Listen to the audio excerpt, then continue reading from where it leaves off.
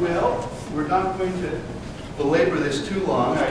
I want some feedback, and I want you to give us some counsel here. How has it gone so far? You've had to rotate, I think, through everything, haven't we? No, we still have, we have membership, and tomorrow we've got membership. And what else? New generations, we got tomorrow. But how do you feel about this format that we've done this year with rotating, and rather than keep you in one room, we move you around? Is that, I see, feel pretty good about that? With it?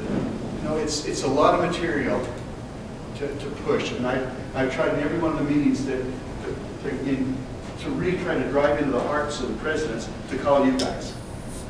You know, I'm lost, I don't know what to do. We're gonna call your assistant governor. We need to know what the answers are. Yes, that's me. I have to know the answer. That's the pressure. And you know, a good way if you don't have an answer, you know, refer them to Rotary International website. If you're familiar enough with it, let's say, you know, go to the membership ships, go to the membership section and review that. And then, you know, call me back. Let's talk about it. Until they're educated, you know, sometimes it doesn't help. So the at lunch when you visited with your presidents, did they seem enthused? Did they seem did you get a feel for them, for what they're feeling?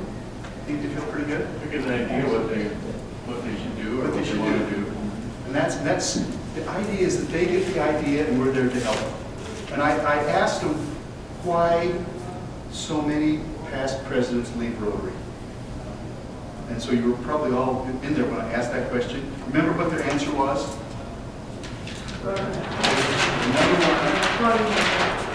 Burnout.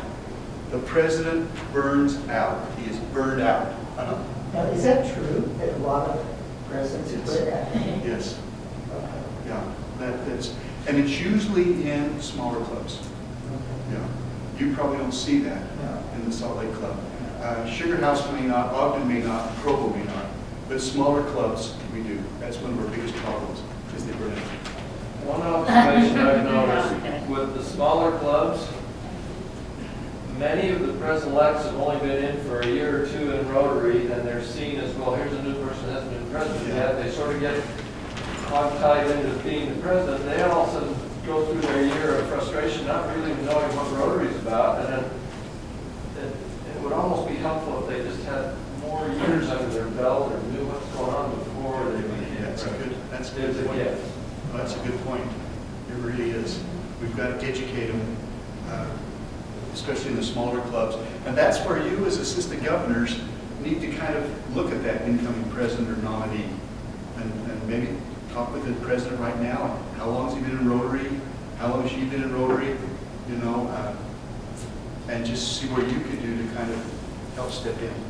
And I think that might be a big point where you could actually step in and give them like a mini pets, where you go over some of these things with them, take them out to dinner, sit down with them, go over some of these areas. But make sure they know they can call on you anytime. You know, let's get you really up to speed. Because the president right now, the president's kind of jammed, so he can't do a lot. But the president-elect, because he's trying to get his year going.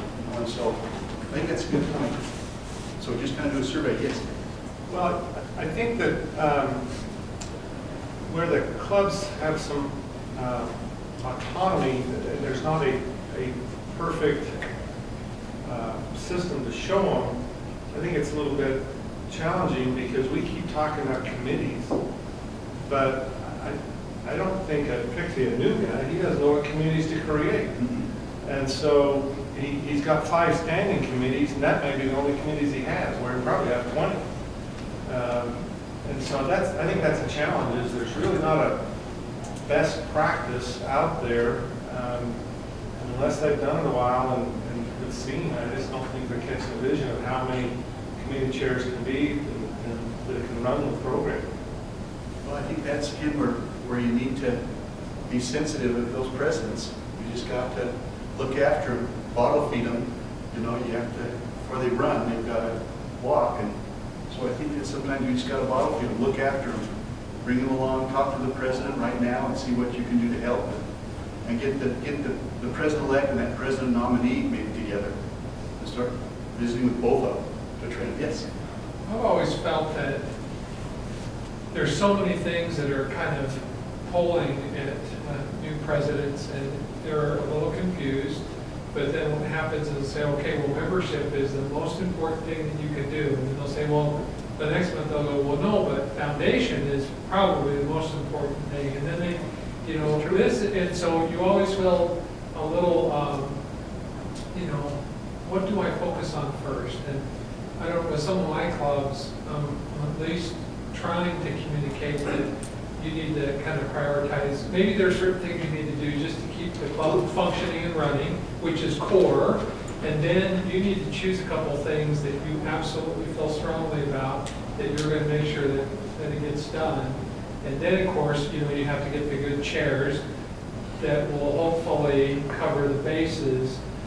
If they fail, then at least you're going to cover your largest priorities. And maybe the district has to say, well, this and this and this is the most important. Well, Maybe they have. what do you think is the most important? What should we push most? What's number one?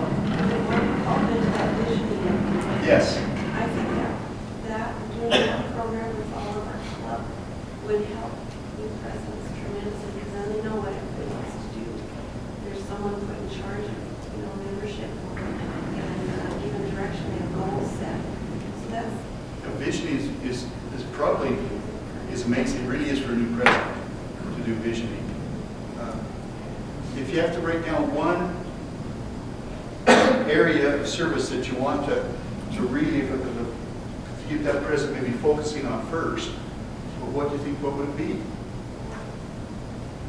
Area of service. Service? Service? See if we can't find an area of service that we can get the club involved in. Something that the club can do to get that rolling, get the service part of it rolling. Yes? I think something that's made the biggest difference I've seen in our Orem Club is we've pushed a lot in the last few years to get more people to the assembly.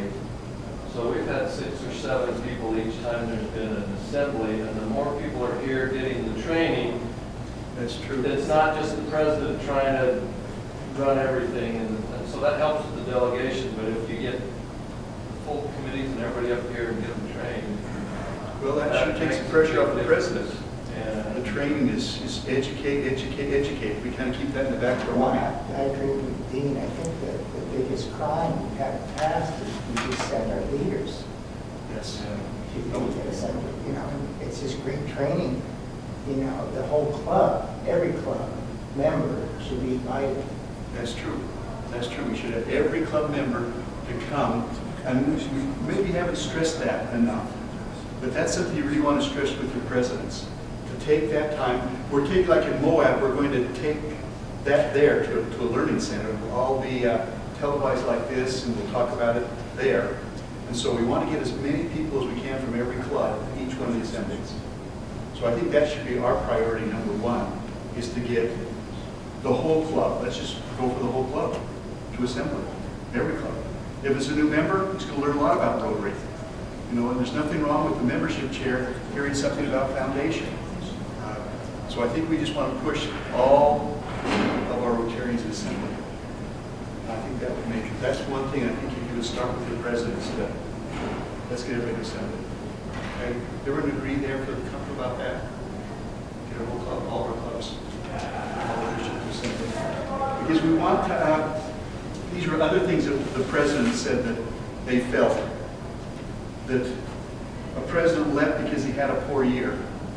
He just didn't, he felt he did a poor job. And that was maybe our fault because we didn't train him well. If he had been trained, maybe he wouldn't have had a poor year on that. So it kind of comes back to educate, educate, and educate. Undermotivated. Some of our presidents, one brought out that the president was just totally unmotivated. Show up at the club maybe, you know, and boy, it takes 1 year like that, and it's going to take 2 or 3 years to bring it back up again. So if you've got a president that's not motivated, doesn't show up half the time, or he comes and he doesn't have the agenda, or he says, what are we doing today, you know, he comes late, leaves early. So we just have to counsel. We don't want undermotivated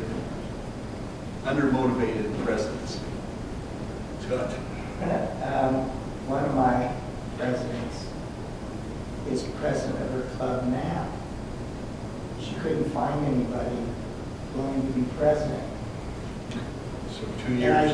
And I've heard of this in other clubs, maybe that's your experience too, but to me that just seems so weird that no one wants to be president. Have they all been president before? Because that's how it is in I don't know. But, ours is a small club, we've all been president. and so when it comes to having a new president, everyone just sits on their hands? I mean, I don't. Hence, that's why you get the newbies to be the president. But I mean, there's got to be something wrong in that culture if there's no enthusiasm to, it seems to me, it seems weird to me. Well, we need to be enthusiastic, and I think that's a spot where the assistant governors on a club like that can kind of help step in, bring some enthusiasm, go to the meeting, be excited about Rotary, ask if you can put on a program, talk about a program, or something you can do, and then when you ask them, say, I'm going to talk about, well, you, Scott, I'm going to talk about polio. Can I take a club meeting and talk about polio? On this condition, that your club brings in 2 or 3 extra people to watch what I'm saying. So you got to go out and do something. You got to bring some prospective Rotarians to watch this presentation that we're going to do. And so give them an assignment, get them a little anxious to be there, and then show some enthusiasm. You know, because some of our presidents just don't have that level of enthusiasm about Rotary, and it just seems like it kind of goes like this. You know, the next one kind of, okay, keeps going down. And then one told me that in her club, the club members would not support the president. There was no support. I mean, she did everything. She'd call and ask, would you be the membership chair? No, too busy. You know, well, what about foundation? No. You know, well, what about getting a speaker for us next week? No. She said, I never heard no so many times. So she said, I had so much poor support. She said, well, I don't need this. I'm out of here. I'm gone. So I think these kind of clubs, think of your clubs and where you might have to step in and do some help. Breathe some life. Little mouth-to-mouth resuscitation if we need. We got to breathe some life. Yes? Mark from the Lehigh Club, and our club gave me kind of a unique perspective. It's because we started 7 years ago as sponsored by the American Port Club, and when we started, all 25 of us had never been in Rotary before. It was a brand new club with all brand new Rotarians, and it took a long time to try to develop a Rotary culture and try to figure out what the heck Rotary was about.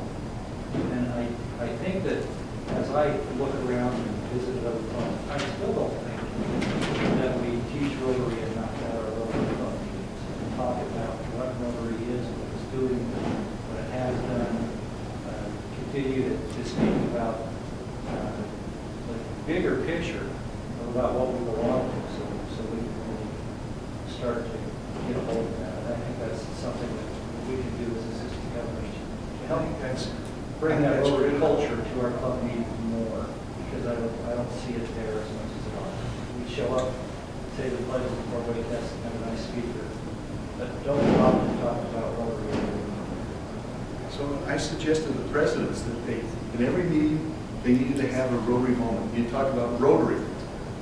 And you saw when I asked about Habitat for Humanity, everybody knew what that was, but they didn't know that we build more homes than Habitat for Humanity. No one knew. No one knew. And so I take credit for those homes. And I take credit for those wells because I'm a Rotarian. You know, when people ask me, so yeah, we're building wells in Nigeria. We drill wells in Nigeria. We're doing, whoa, you're doing all that. Well, Rotary is. So I think that's a good point. We need to let those presidents know that we'll be there. And maybe when you go to visit the club, and you see some of these things that you think they need to ramp up, we need to help them. We just need to ramp that up. And I think really pushing some young blood, some new members, because new members, 2 or 3 new members coming at the same time will really can turn the club around. They can really bring some life into a club that's kind of dying. So any other thoughts, Al? I'd be encouraged some of my past presidents to take on a project in the club based on their expertise as past president, so that it gave them something to really do, going forward. Because I think sometimes people they stop and say, well, that's done, That's done. and I don't know what to do. And so I've got one president right now who's trying to form a new club. So he's the chair of the group to, organize a new group in their area. going forward. See, that's something they can focus around. Right, And rather so than each, so so we each get of your, past resident. yeah, so each of your areas are kind of unique. We're asking each of the presidents coming in to do a current status report where your club is. And then they need to share that with you. You need to sit down with them. Look at that current status report, and that they'll get out of the Vital Club brochure, which is in their thumb drive. They just need to fill that out. And so their current status, just where the club is right now, and then where do they want the club to go in the future. And then that's kind of part of visioning, the longer future. What do I want to take this club? And then I've suggested too that once they've got that current status, they've worked up their future status where they want to take the club, then sit down with their club leadership at a retreat. And I found the clubs that have done that, it's worked. They've sat at a retreat and they've talked this all through. And I'd really encourage you to encourage them to do that. Status right now, future status, if they have time to work on visioning, and then sit down as a group. And I would really like to go one step farther if possible. I'd like you to be there when they sit down. I know that means 3 Saturdays or something, or 3 evenings in your con, but you have such a wealth of knowledge that you can tell them, as you listen to what they're doing and give a suggestion, well, this is worked here, that's worked here. And just keep them enthused about where they're going. Does that make sense at all? I'd sure like to see it be part of that strategy planning session that they have. As you talk to the PMs, or the PE, President Elect, and say, could I be, let them know that we need the staff, they needed those things. Current status, future status, and vision, you can be working on it right now. You want to have a retreat, and you'd like to be there as a support. I'm not going to run the retreat. That's your job, President. I'm not running this retreat. I'm just there to support you with some ideas. Are we comfortable with that? I know it's more time. Governor Steve said, let's use our assistant governors wisely, not take up a lot of their time. But I think if we could do that in the beginning, it's going to make a lot of difference the whole year. And go to the club as often as you can. And you've got your own club, that's true. Go as often as you can. Go visit. Kind of let the president know that you're coming. I'll be there at the next club meeting. And make sure he introduces you. You just don't pass it over the corner. Wear your badge. He should introduce you, or she should introduce you. And they should pick up your meal cost. So that's the least they can do is pick up your meal cost. You should not have to pay for your meal when you go visit a club. You shouldn't have to pick up. Okay, I said that Scott would offer and no, you don't pay, probably would. I'd offer, but I say, look, I will always. So I said if the assistant governors offer to pay, that's just a kind gesture that they're just because they're polite people, that they shouldn't. They're there. They're there as your guest. So go to the meeting, visit, have fun, talk, be enthusiastic about Rotary. Look for maybe a new member to sit by, or someone that's wiggly, fidgety, wondering, do I really belong here? Sit by them, visit with them, let them know they've got you, and those kind of things. And I would really like to have the assistant governors once a quarter give the full meeting. Give the full meeting. You, President, I have got a meeting. Could I have such and such a day, the full meeting? The assistant governor's coming, and I'm going to give the meeting. And then what you do is you go to the Rotary International website, and you look in there, and there's all kinds of stuff, and say, what am I going to do? What does this club need? We need to fire them up about membership, or they need a service project. We got to fire them about service project. Or maybe they should be looking at international projects. You can pull all that off the webpage, off there, and you can download it on your computer. You can put it up on the screen if you have that facility where you're at, or just razzle and dazzle about it and let them see your enthusiasm. But if you consider, I'd really like to see once a quarter you visit a club, not offer the president the chance to give a meeting. So it means that your time in your club is going down. Your meeting. But the president may say no, we're fine. But I think we need to offer. We need to offer to get that because they need to see you. They need to know who you are. And then we need to encourage the president when we visit to ask someone to join Rotary. He needs to take the lead. She needs to take the lead. We just encourage them to lead out. You know, the governor asks us all to bring in a new member, but maybe the president thinks of someone, and he can ask and tell the stories. I asked someone, and they're not ready yet. The Rotary International's membership website says a Rotarian is usually asked 7 times before they join. 7 times before they say yes. So you don't quit after the first time. Chief Ross, Bountiful City Police Chief, he's on 5. No, 6. I've asked him 6 times. He counts. He's just at 6. I said, 7, you know what it means? He said, yeah. So I let him know. I let him know. Mayor Joe, Mayor of Bountiful, you know, he finally says, Chris, stop asking me. I know I passed 7, and I will join the summit. Ross. Yes. I made little cards, I think it was from district conference maybe a couple of years ago, or I actually made these for the clubs that I over, but it was an invitation to be a guest at, at our lunch or whatever, and then it said the address of their club meeting and what time. So each club member has a little card that they can invite someone to join, just to come for a meeting, be their guest. Be their guest. And they use those. You know, that's a good thought. Make that suggestion. Just a little card that the club could print up with a little invitation. Maybe on the back side of it, you could put on the, the purpose of Rotary or what it's about, and that.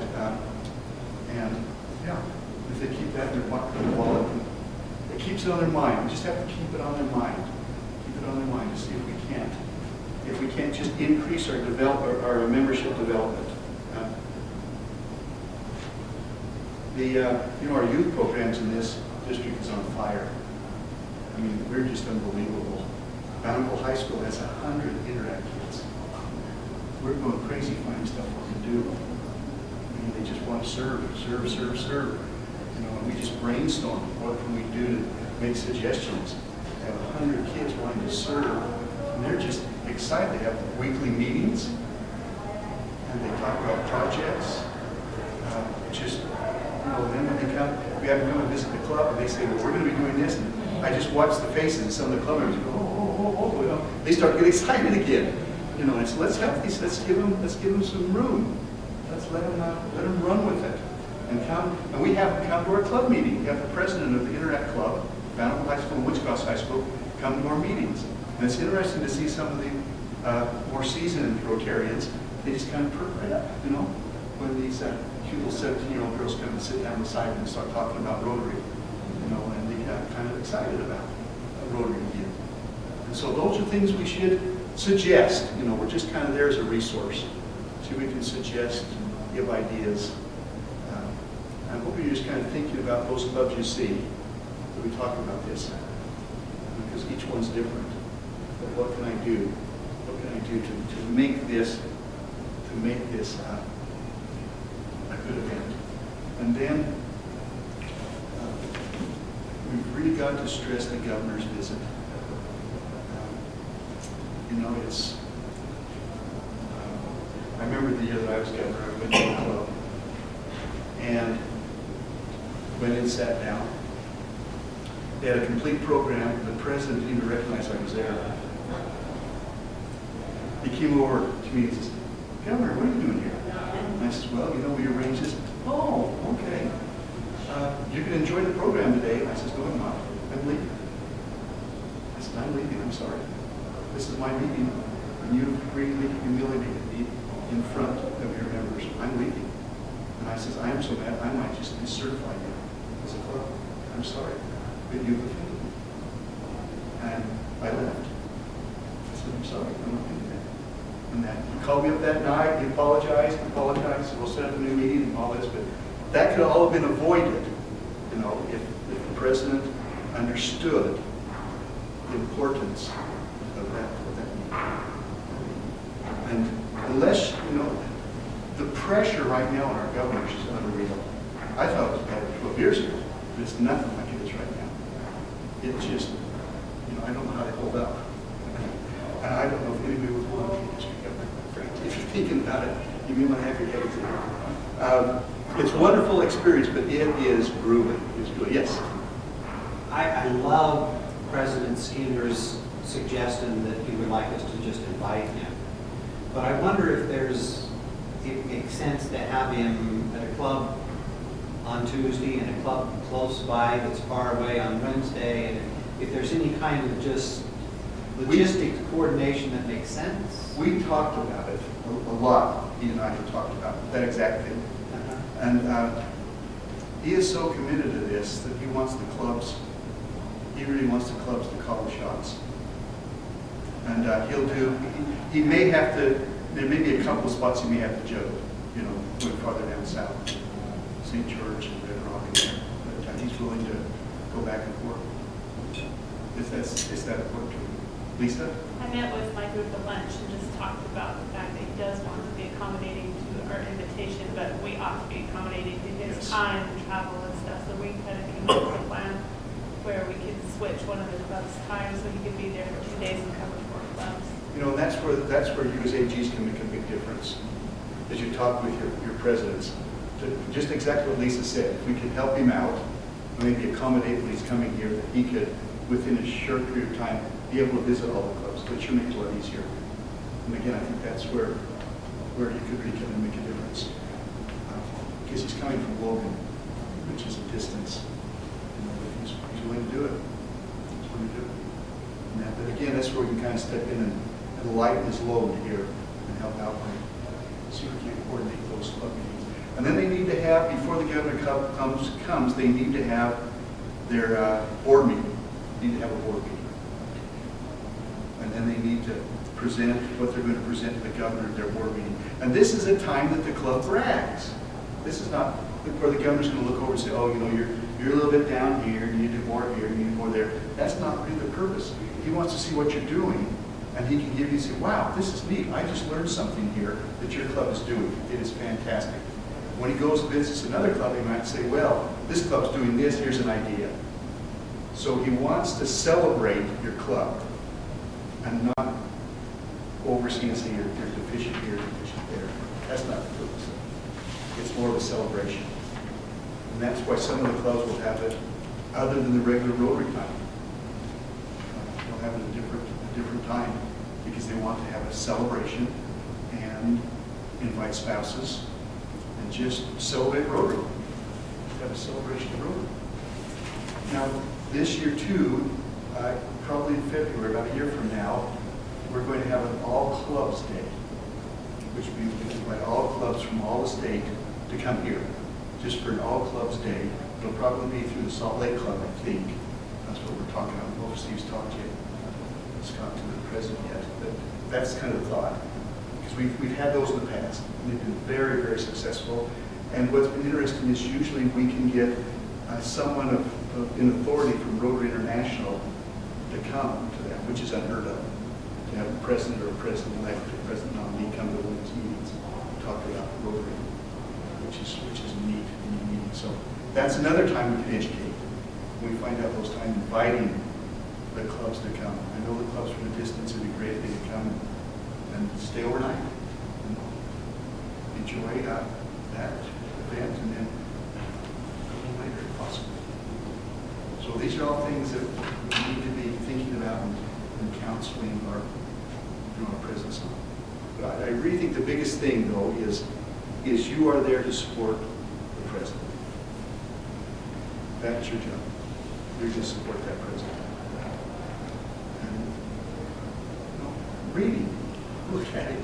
No, see what he's doing. If you think he's burning out, no, step in. What you can do to help him? What can we do to lighten the load a bit here? So we don't want to lose another president. Any comments? Yes, Lisa? Sometimes I think the presidents don't get the recognition and the kudos that they deserve, because it's a hard job and they have a lot of work to do. So we as AGs could give them support that way. I think that's a big Show point. appreciation and I think that's a big point. Give them some, yes, give them some recognition when you go to the club. Be recognized. You say, well, President, we just take a moment. You know, if you recognize, you say, well, take a moment. Do you know what this club is doing in this area? Let's bring it up. See, your club is doing this. I'm excited about what you're doing here. Give it some recognition. And I think that's a good point. So each time that you're there, see if you can, when they recognize you, take a moment and just talk about what that club's doing for a second. You can lift them. I see your job as just lifting and educating, lifting and educating. If that all makes sense. It does. You know, when you think about your own business, the world that you're in, if you're in any kind of management situations and that, you know, we do a lot of lifting, you know, with our employees and things that we just need to do to keep on focus on our goal. That's the direction. Any other comments? Just say one other thing about what I've noticed in clubs, and President's Year really starts now, but when the current president is kind of feeling, I think, a lot of times a little bit like it's all over with, you know, but they're still 6 months out, basically. And so I think we need to kind of address that, and figure out how we, you know, more smoothly, you know, handle that transition with presidents. I think that's a big point. I really do, because we find statistically the last 6 months is when everything, membership goes down, donations go down, everything seems to go down that last 6 months. I think you hit the nail on the head. The president feels, well, it's the new guy's coming in. So again, I think this is where you need to shore up the president and let the president, your year's president elect that's coming in. It's not your year yet. You shore up what we're doing. But I think that's a good point. Because you're the governor, the president, the assistant governor, president now, as well as the one coming in if this is your second year. So you're getting kind of a feel for what the governor goes through, so you can see a little bit. Well, as we're just saying, we're getting emails from Jerry and Yes. emails from Steve, and we're kind of, you know, in the middle of the book right now. Yeah, so that's true. You're gonna get both of them. So you have to split those out. So your year's president, then you kind of focus time on those. And this year's, if you're the governor, assistant governor this year, you've got to make sure you keep that president going. And I think it's good to let the president know he's still president, or she's still the president. You're there for them. And then we're all going to just bring along the next. You know, I think that's good. Other thoughts?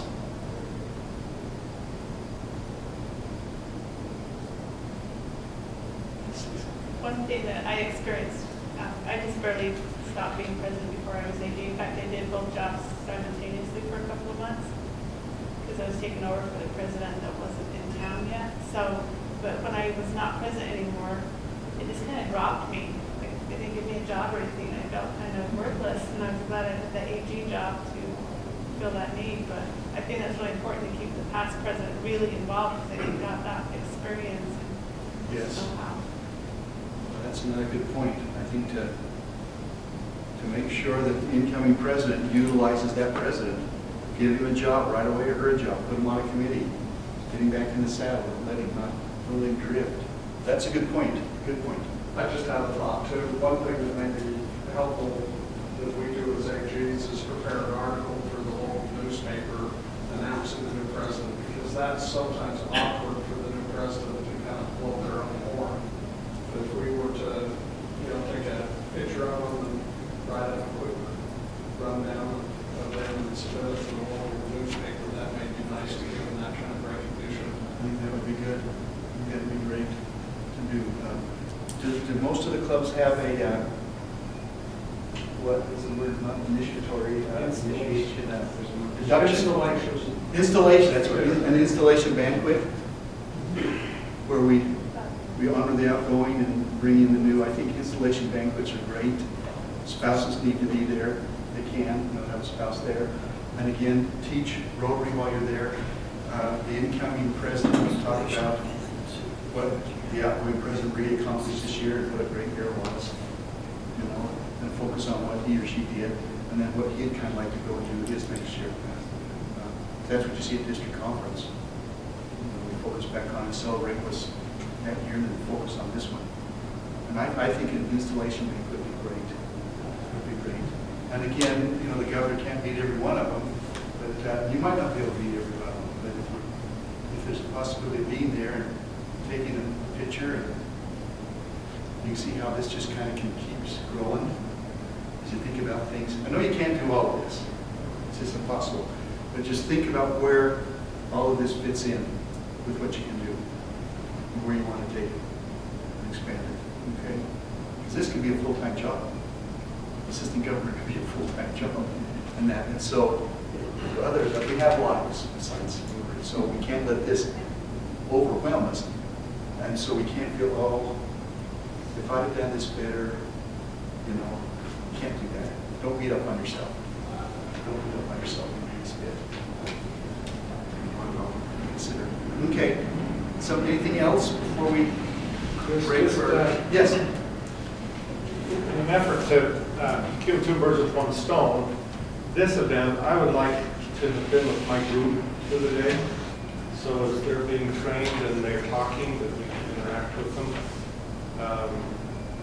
If I was doing it different, I think that would be beneficial. We were supposed to have the stickers for the AG with the stickers with your clubs. And what time were we finishing up, Lisa, last night? About 11. So Some of my group was with me all day, some weren't. Some we tried to get the groups together that they was ending up with the stickers. Well, I didn't know if that was something you thought of or not, but I think that would have been. We tried to make that happen. Yeah, we tried to make that happen to have it together. Tonight at the banquet, we want you to sit with your areas. Sit with your presidents and nominees. Sit with them tonight. We're going to have a little social before, spend time with them, visit with them, see how they're doing, tell them how excited you are about them being president. Sit with them at dinner tonight, visit, talk, just get to know them. Spend some time with them. And again, that's a good time tonight to say, what would you like me to do? How can I help you on this? What can I do? I've been there. I've been president. Let me know. Don't hesitate to call me. Let's just stay in touch. I'll be in touch with you. Okay?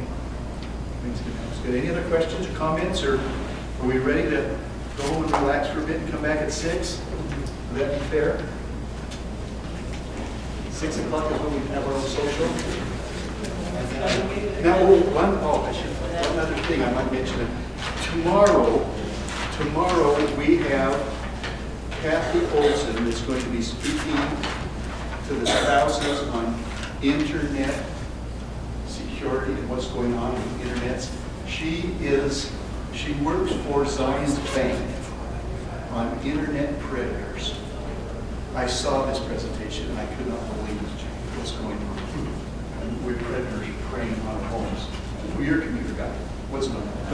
What's going on? And if there's any way your spouse could be to that, they will thank you because it is an unbelievable presentation. And she does it completely hands-on. She pulls it up and she shows you right where to go and how the predators can get access to your teenagers' emails, web pages, all of that, passwords, all of that, to break in and get a relationship developed with the kids. It just scared me to death when I saw what these folks out there are doing. So if there's any, and would you mind, let's see, it's right here, it's on Saturday, let's see. Right here, it says Saturday, it's supposed to be kind of in the purple. It says spouses, 9 to 12, Spouses Roundtable with Internet Safety for the Home, Kathy Olson. She's with Zions Bank Fraud Division, but she specializes in predators. And maybe mention that to any of your presidents tonight when we're talking about the roundtable. It would be worth their while if their spouse isn't able to come, if they could come between 9 and 12. It will be worth every moment. She'll thank you, or he'll thank you if they see what's going on. It's powerful. It scared me to death. I don't think I slept for 2 nights after I saw it. I got all my kids together, got all my grandkids together, and laid the law down. We're not going to have this. Okay. Well, thank you for your patience, and we're through till the gala social tonight. Okay. We appreciate your service.